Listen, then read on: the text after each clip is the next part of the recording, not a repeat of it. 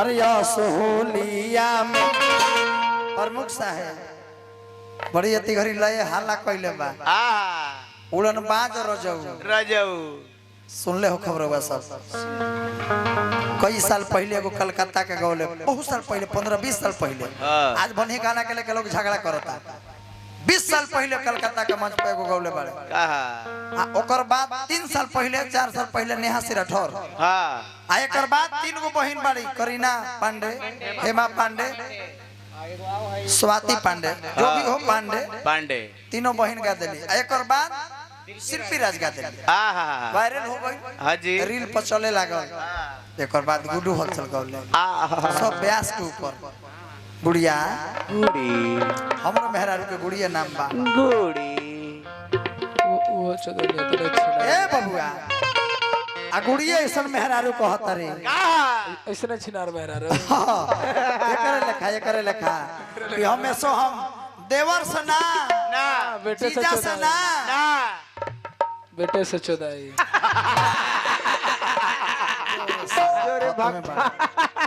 वही कहता रे बबुआ कि सोहलिया में रनिंग लेला फास्ट म्यूजिक से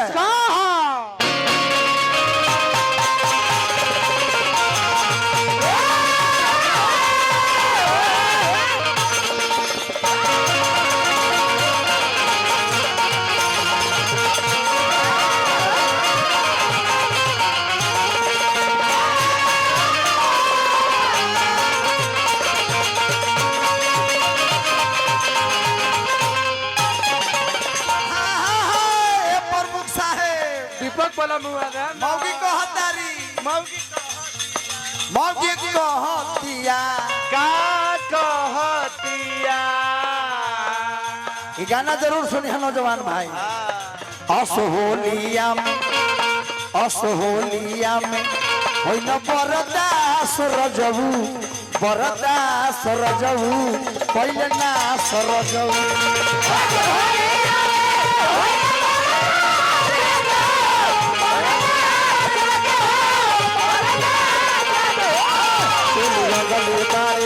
तुम्हार कमल बास रजऊ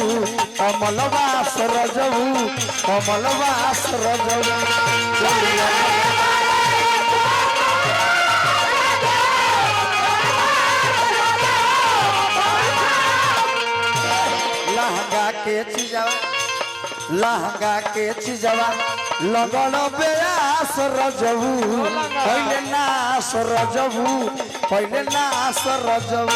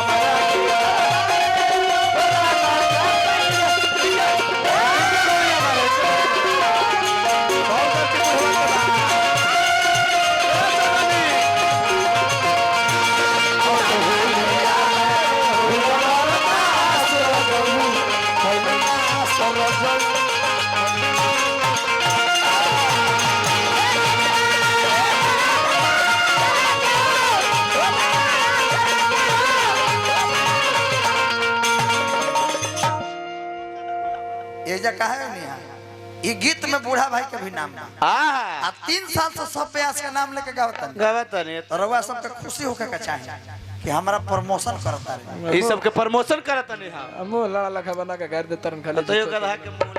लगा समझे के चाहिए तारा भाई भकठा कहीं के छे छड़ा खून के जरूरी जे यहां पर तहिया देखल जते हां बापा मैया के ग्रुप में न मिलतै ये न ओने खोजे चलबे खून हम चलाई था ड्रामा बतियाई चल इतना ब्यास बनी बाप रे आतरा के भाबा का देहिया के बोथा करी है अरे हल चल देहाती अरे बूढ़ा रामा शंकर से देखो तो कितना सुंदर यार नाम लिए कितना सुंदर नाम लिए हैं बोका लंड कहीं का। अरे बूढ़ा रामा शंकर से रंगाइले हो बता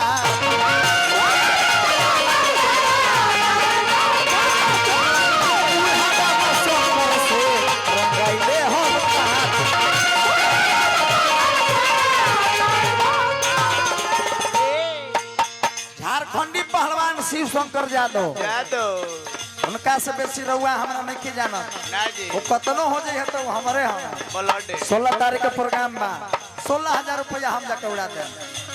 वादा बा हमारा हम तो खुद खर्चीला कलाकार हैं क्या घर बनाना है क्या महल बनाना है अरे क्या लेकर जाएंगे बूढ़ा भाई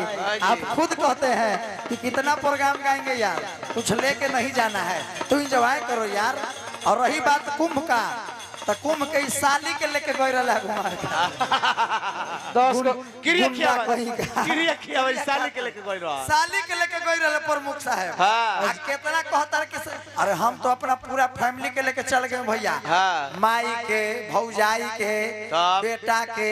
पूरा फैमिली के आई बोका दास से पूछी ना इस साली के लेके गई कुंभ साली जब कुंभ के मेला में भुला गई तो एगो कुकुर से पाला पड़ गई। अच्छा कुकुर से पाला पड़ गई अब कुकुरा आगे भागता इनका सलिया के खोद के जब भगले तब इहो चहली के चलत नहीं कुकुरा के चहेट के जाने मार दे। अब कुकुरा तो भाई भूमा में लुका गईले अब चहली के वही में लुका के कुकुरा के धली बन के साली अटक गईले साली अटक गईले बा कुकुरा पीछे से दे दनादन जले का भी न हो मैं व्यवस्था हो गई तब उन्हें से मुंह लटका के ये ले तक ई कहतर कि क्या हाल है साली क्या है हटिए जीजा जी बिना भैसलीन का मार दिया पूरा उलट गया उलट गया। अरे शिव शंकर जादू जे सीधा आदमी बारे लेकिन वो बदमाशी करता रहे होली में हमारा से निर्मल भैया शिव शंकर जादू बड़ी बदमाश रजऊ पहले नाश रजऊ पहले नाश रजऊ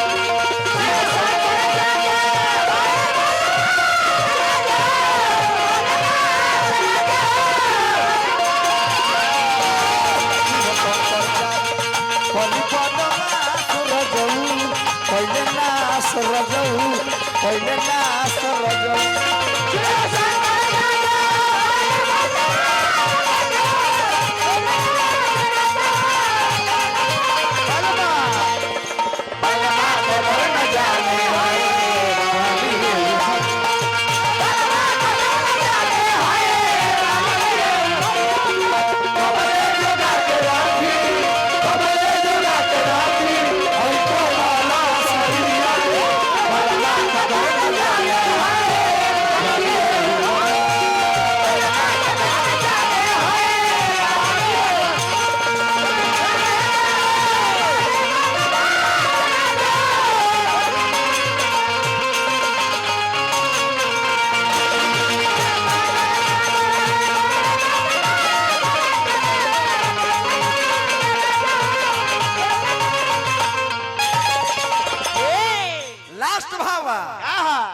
पुरनका में के रहनी के स्वामीनाथ सुरेश तिवारी से हालाका अनका में भी के बड़े हीरो ऐसा के अरे रोशन पर दू मन से रंगाइले हो हालाका रोशन पर दू मन से रंगाइले हो हालाका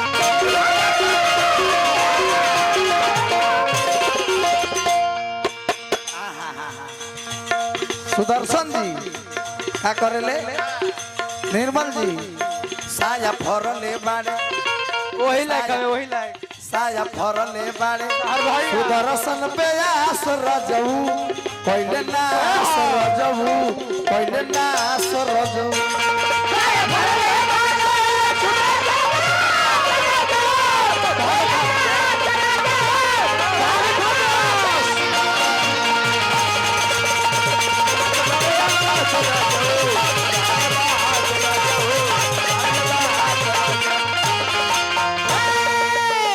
प्रेम से बोल दे कृष्ण भगवान की जय। सुदर्शन यादव कहले का